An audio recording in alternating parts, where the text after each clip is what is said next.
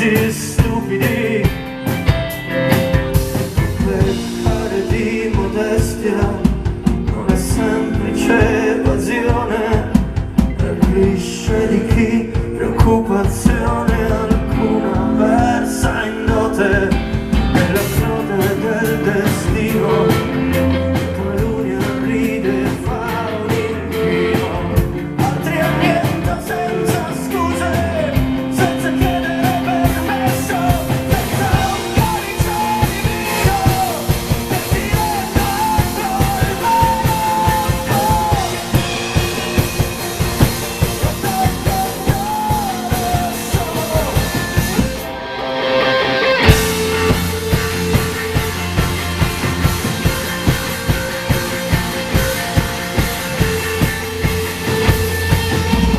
orgoglio che ora ti rigonfia il petto, ti cammina sempre a fianco. Mio padre ti lascia attraversare se non hai la mano nella sua, lontano dalla mia.